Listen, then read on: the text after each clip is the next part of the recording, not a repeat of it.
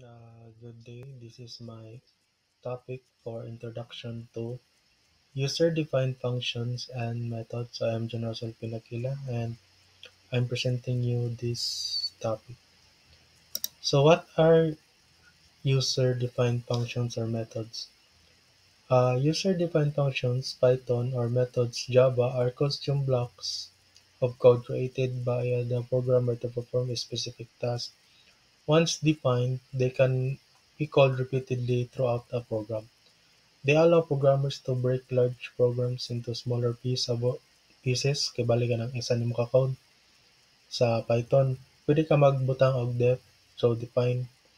Pwede nimo mahati ang code niya, matunga nimo siya into different parts pero maran gyapon siya once ma-call nimo siya below sa last nga number line. Avoid writing the same code again and again. So mo nay kadalasan sa nga masipyat sila ba kanang maka-run ka og code tas makasulat ka og code pero niusahay ka nang mabalik nimo og sulat nga makakabalo na repeat ra day nimo. Di ka ka-check ba kung ara ba siya na run or ikaduha na siya na run na comply nimo. Improve code reliability and maintainability. So readability and maintainability. So mao ni ang kuan kanang dali ra siya makita. Example, na kay errors or syntax errors or bugs no sa program, dali ra siya makita and dali ra pud siya ma-maintain due to the fact na nakabahin-bahin siya kay bali sa section ani kinahanglan nimo siya i-maintain kay kuan na nag-update na ang Python lahi ng tawag ani ana, so ma-maintain mo siya dili na ka tan-aw pa sa whole code nimo which is lisod kayo pangitaon. So why use functions or methods? So reusability, write once and use many times. So na siya'y instance nga kasara nimo siya i-program then maka-run siya bisang asa or bisang ikapila. Modularity, divide ang complex tasks into smaller logical units. So para sa gingon ganina no nga isa tibo, pwede nimo siya ma-divide nga debugging, easier to isolate and fix issues. So man yung pasabot po ganina nga dali na siya makita or makuha ng error, ma-spot. Collaboration functions can be shared and maintained by teams. So kay ba-reset man siya, ma-set man siya into different parts. Pwede pa siya ma-set sa teams ninyo sa kuan ka ng programming ninyo, sa groups ninyo for making a system or a website no. Dali na siya hati-hati para dili na mo maglibog kung ahay gyutro sa inyong kauban. Kung aha siya nga section nga gyutro kay naka-assign naman sa gi tunga nga code.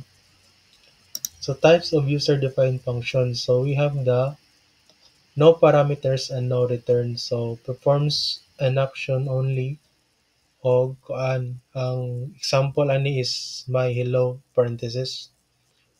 Nya ang sa with parameters and no return morning users input but doesn't return kanang kibali og input ka dili siya makuha ng value, di siya ma-change. Kung unsay mong giset dito mao ra to.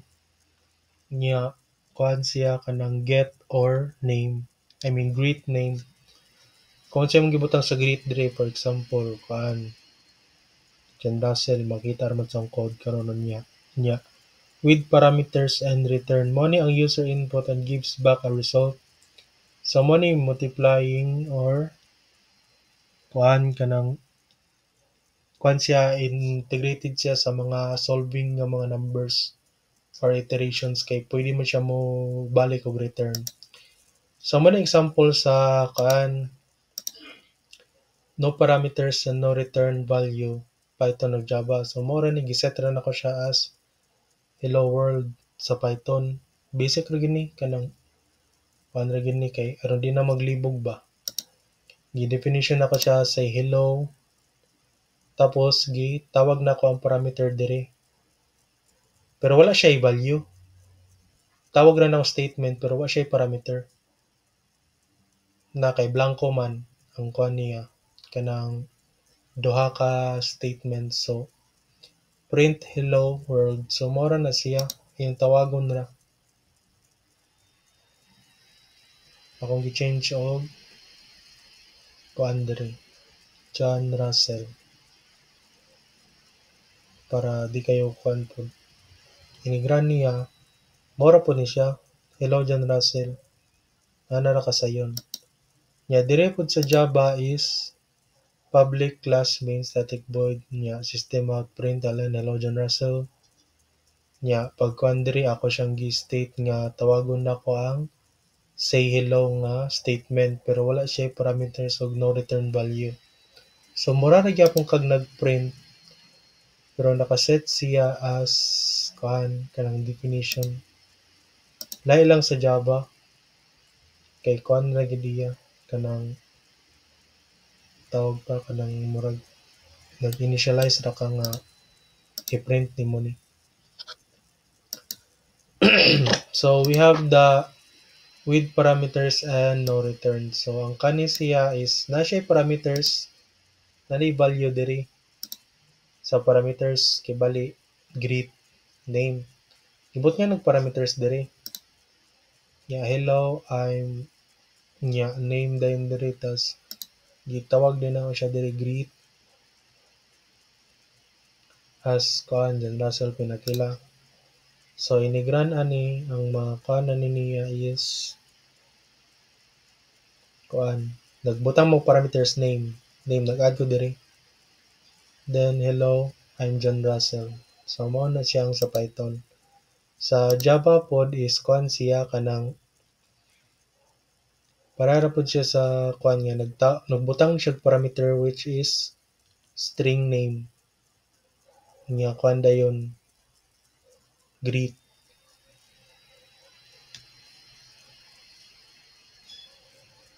Gibutang din diri nga name. String siya kay string method kay mo maning mga letters or words nga variable. Di man siya number so diliin. Yeah, the next is with parameters and return. So mo na ni ang gikuan niya na value. So diri sa Python nag-create siya og add a ug b tapos return. Mo na ni ang pasabot nga na return. I-return nimo ang value nga naka-add na si a ug si b which is result nga add sa 10 plus 15 print sum dayon nga result is equals to add 10 plus 15 so mo na 25. So diri pod sa Java public class main napod na pod siya return napod siya kuan parameters int a ug int b tapos gi-add dayon diri gi-result which is nag-produce siya og 10 plus 15 same sa Python pero mas taas lang yun yung Java kay napa siya public static void kay ug wala ni siya di man matawag ang program di siya makaran. So the last is no parameters with return value gyapon ay lahi na din siya kuan na siya no parameter pero na siya return kay bali wala siya sulod pero nagi pa siya return value nag-set og return value siya kaganiha kay with parameters and no return value karon no parameters na naka-blank siya ang parenthesis wala siya giset nga parameter ang giset ra diri is get pi nga gi-return niya ang pi nga 3.14159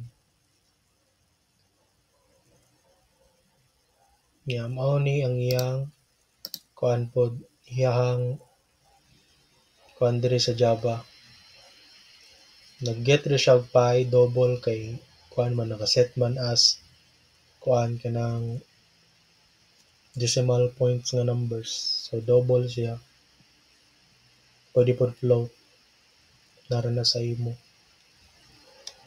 nya ning-run ani i-get ra niya ang pi which is 3.14159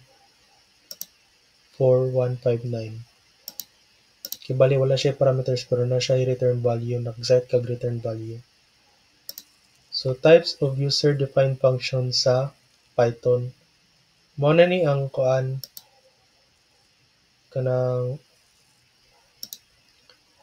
kibali naka-join na gid sila tanan, naay greet, naay parameters, naay return.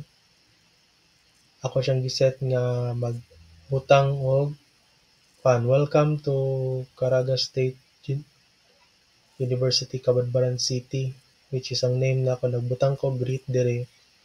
Tas return value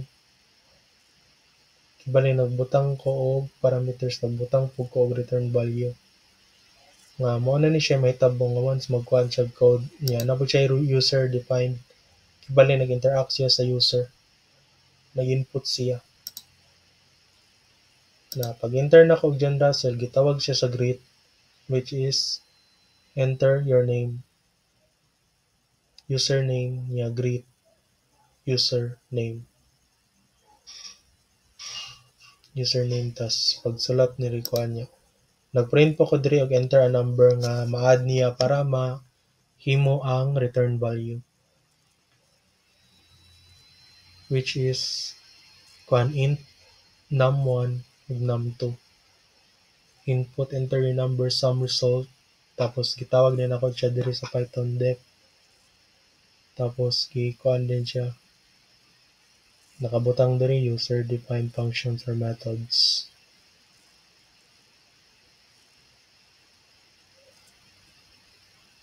Giset din ako siya og number nga 21 og nag-set ko og number next og 16, I think.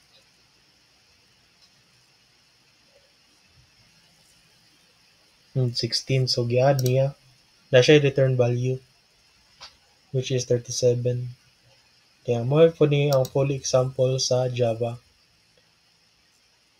Import util scanner kay user defined man, so user definition unlike sa kuan def, ang sa Java kuan ra gid siya kanang public static void greet, magbutang ra gid siya og variable tas statements, nag-initialize din siya diri nga same ra gyapon siya og kuan sa Python nga naay greet, naay parameters og napoy return value nga may mahitabo sa user interactions or user inputs, I suppose.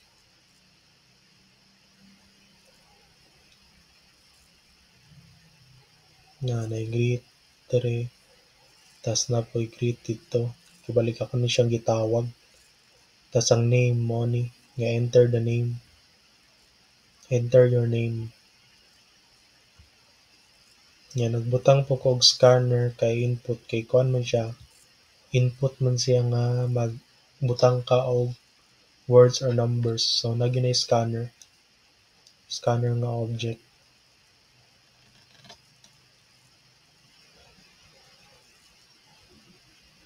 Enter your name, John Russell. Tas hello John Russell and welcome to Caraga State University, Cabanbaran City. So mag-input na po og number para siya nga na siya parameters ug na siya return value. 28, 42 and 21 and 16, so the sum is still 37. Same ra siya para dili maglipog ba. Pero mag-add gyapon siya. Pwede pa din mo siya i-convert to division or multiply. Pero mas sayon, basic ra gyud ang addition. Og mao ra to sa akong topic nga user-defined functions and methods.